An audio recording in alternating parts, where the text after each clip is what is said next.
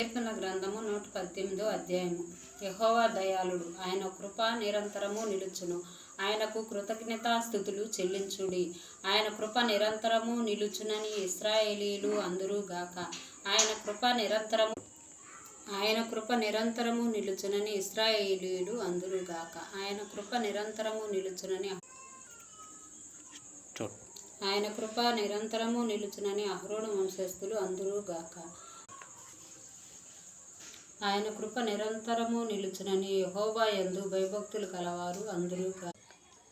యెహోవా నా పక్షమున ఉన్నాడు, నేను భయపడను. నరులు నాకేమీ చేయగలరు? యెహోవా నా పక్షమున వహించి నాకు సహకారి అయి ఉన్నాడు.